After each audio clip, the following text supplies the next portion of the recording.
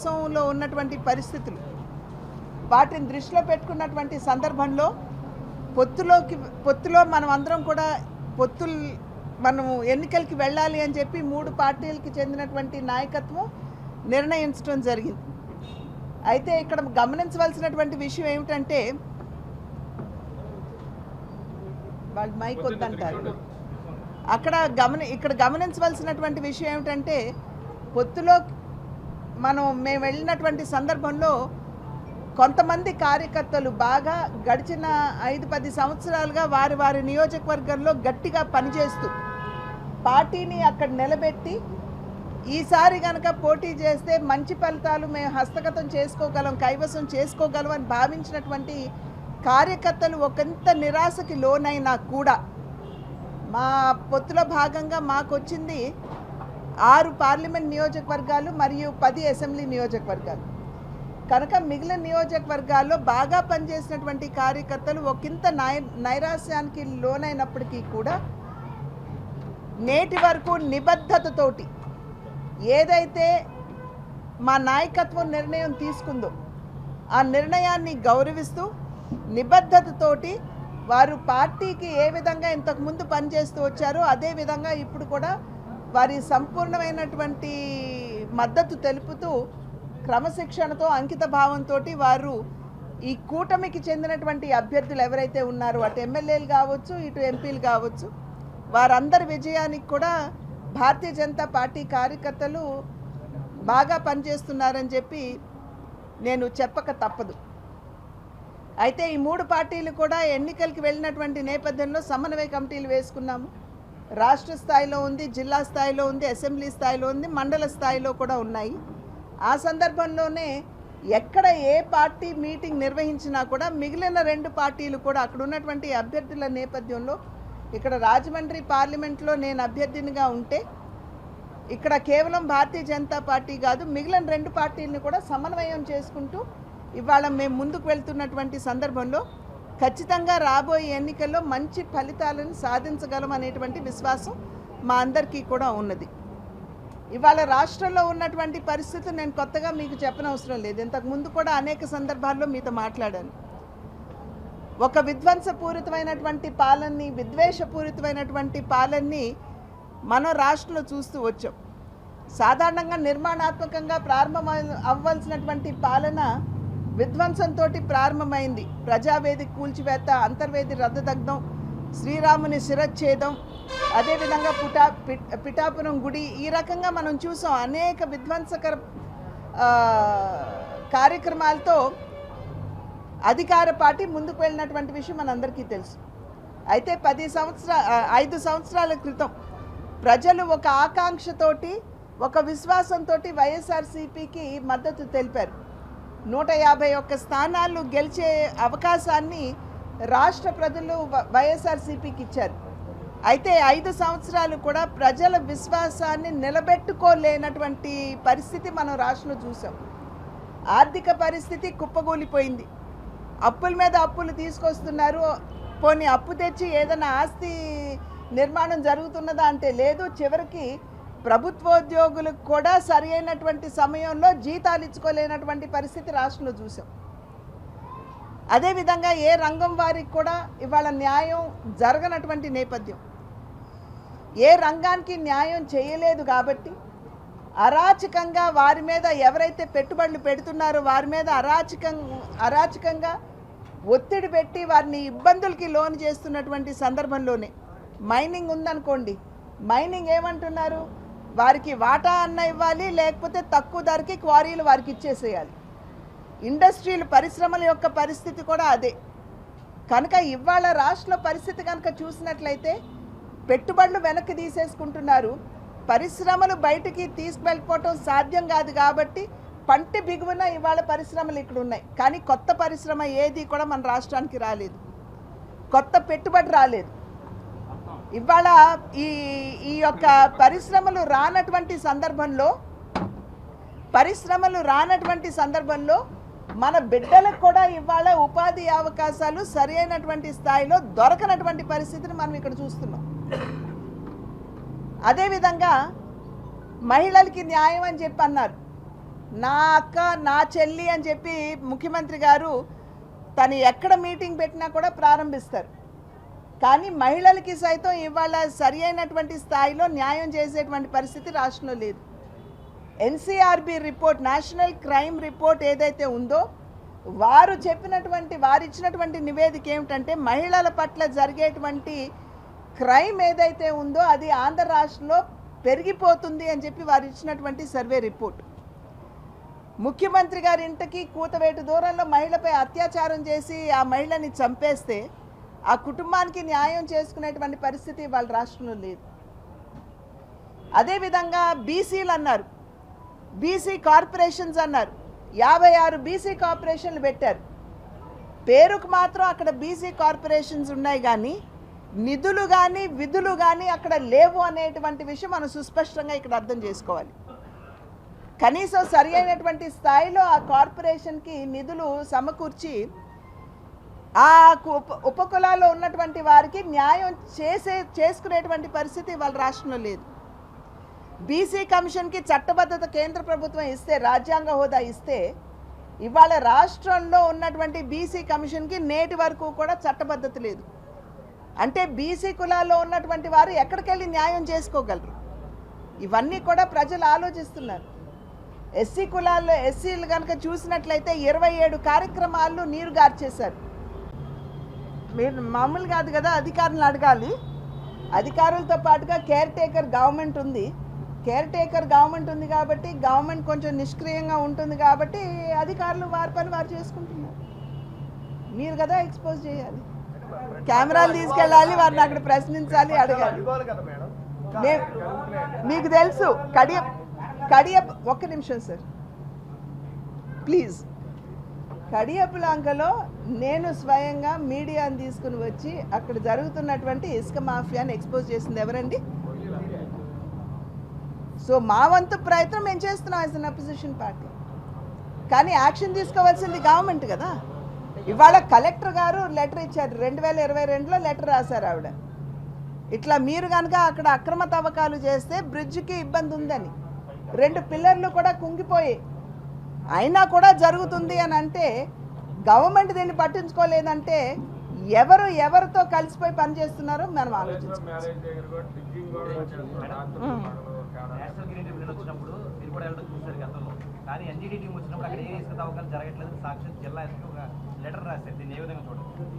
నేను ఇసుక రీచ్లకు వెళ్ళినప్పుడు ఎక్కడికక్కడ జేసీబీలు వదిలేసి డ్రైవర్లు వెళ్ళిపోయారండి.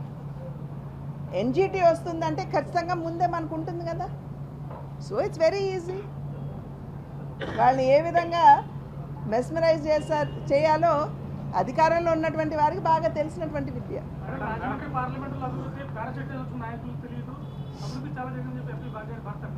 టంగుటూరు వీరేశం మన ప్రకాశం పంతులు గారు ఎక్కడి నుండి వచ్చారండి? ఎక్కడి నుండి వచ్చారు? వారు ప్రకాశం జిల్లా నుండి వచ్చి ఇక్కడ వారు స్థిరపడటం జరిగింది. వారు మున్సిపల్ చైర్పర్సన్ అయ్యారు. వారు ఇక్కడ బ్రహ్మాండంగా పనిచేశారని చెప్పి చరిత్ర మనకి తెలియజేస్తున్నటువంటి సత్యం. ఇవాళ ఎవరు ఎక్కడి నుండి వచ్చారని కాదు, వారికి నిజంగా కట్టుబడి నిబద్ధతతోటి రాజమండ్రి అభివృద్ధికి పనిచేస్తారా లేదా అని. మరి ఇవాళ స్థానికుల్ని ఎన్నుకున్నారు కదా, మరి ఇన్ని సమస్యలు నేను చెప్పాను, ఈ సమస్యలు ఎందుకు పరిష్కరించలేకపోయారండి? దానికి కూడా సమాధానం ఇవ్వాలి కదా. హైదరాబాద్లో చార్మినార్ ఉంది, రాజమండ్రిలో వారంపూడి బ్రిడ్జ్ ఉంది అంటారు. ఎవరు ప్రస్తుతం ఉన్న నిధులు ఎవరిచ్చారండి? మొరంపూడి బ్రిడ్జ్కి ఎవరిచ్చారు? ఎవరు? As part of the national హైవేలో అంతర్భాగం. కావాలంటే డిపిఆర్ మీరు చూసుకోండి. నేషనల్ మరి ఆయన అంటే ఇంత నిడివి కలిగినటువంటి నేషనల్ హైవేలో మొరంపూడి బ్రిడ్జిని మాత్రం వదిలేసి నేషనల్ హైవే కడతారా? చెప్పండి, మీరే చెప్పాలి కదా. ఏంటండి?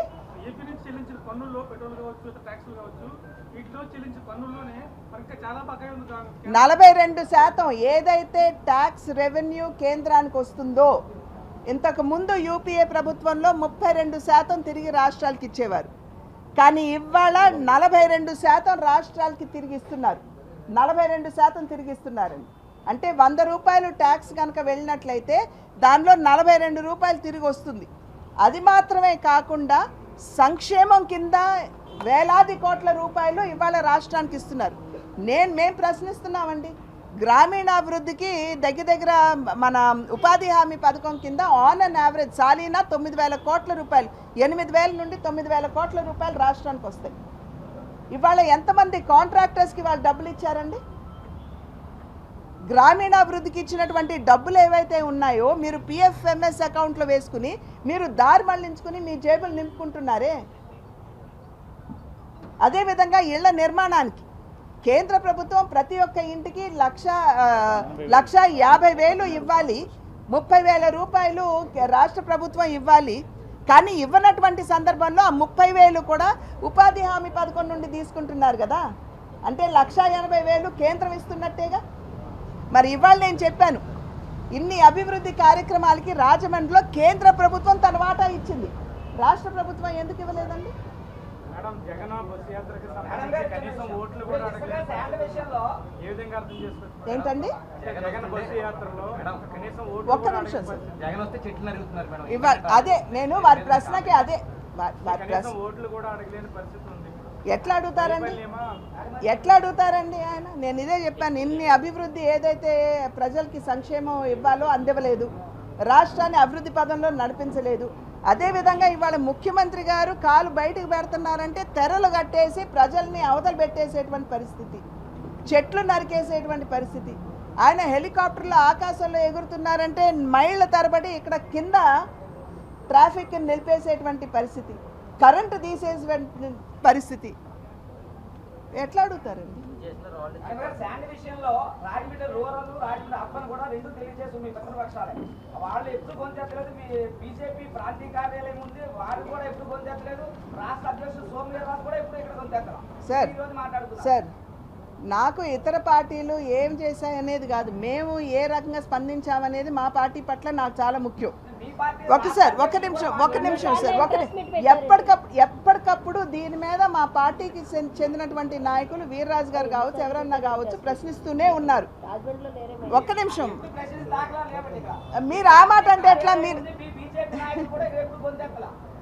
ఆ మాట అనొద్దు, ఆ మాట మీరు అనొద్దు. నేను అనేక సందర్భాల్లో చెప్పాను. శాండ్ మాఫియా మీద ధర్నాలు కూడా చేసి మీరు వచ్చి ఉండరు. మన వాళ్ళందరికీ సాక్షినా అలా ఎలా మాట్లాడతారు? సాక్షినా కాదా?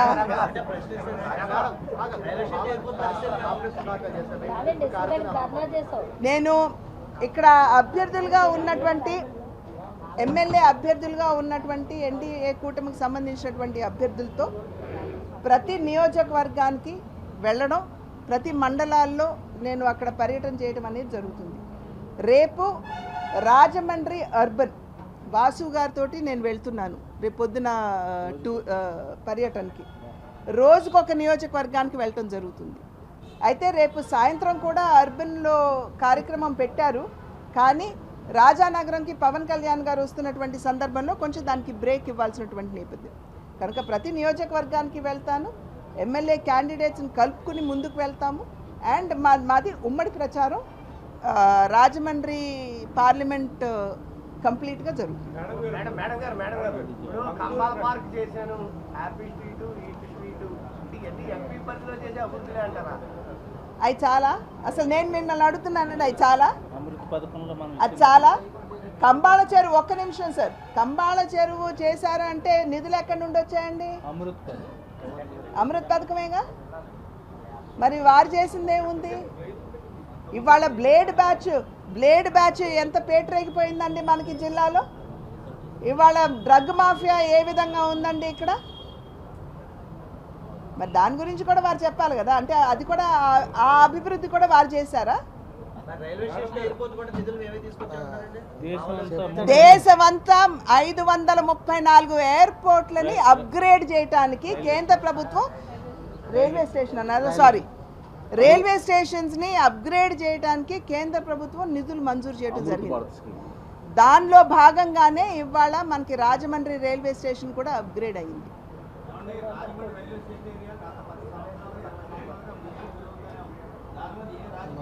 ఊరంతా ఇవాళ ఏం చెప్పామండి 4 వంతులు అసలు ఒక చిన్నపాటి వర్షానికే మునిగిపోతున్నాయి. ఒక రైల్వే ఏరియానే ఉంది మనకి. సో దానికి డ్రైనేజ్ వ్యవస్థ ఎంత అస్తవ్యస్తంగా ఉందో మనందరికీ తెలుసు. వాటి మీద ఖచ్చితంగా ఏంటంటే నిపుణుల్ని తీసుకురావాలి, ఒక స్టడీ నిర్వహించాలి, అండ్ దెన్ మనం చేయించాలి.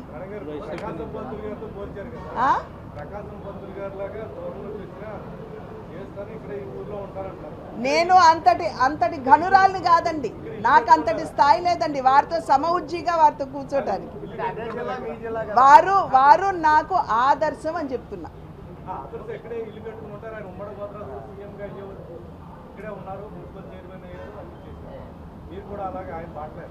నేను ఖచ్చితంగా ఇక్కడ ఉంటా, ప్రజల మధ్యనే నేను ఉంటాను, నా బాధ్యత కదా. అది వారిని అడగండి సార్, అది ప్లీజ్ వారిని అడగండి. నేను ప్రజలతోటి ఉంటాను. వైఎస్ఆర్సీపీకి సంబంధించి ఎచ్చెర్ల నియోజకవర్గం నుండి లుకలపు అప్పలనాయుడు గారు వైఎస్ఆర్సీపీ నుండి వారు వస్తున్నారు, మన పార్టీలోకి ఎచ్చెర్లు వచ్చారు. మరిన్ని వీడియోస్ కోసం ఛానల్ ని సబ్స్క్రైబ్ చేయండి, లేటెస్ట్ అప్డేట్స్ కోసం వాట్సాప్ ఛానల్ ని ఫాలో చేయండి, అండ్ లింక్ డిస్క్రిప్షన్ లో ఉంది.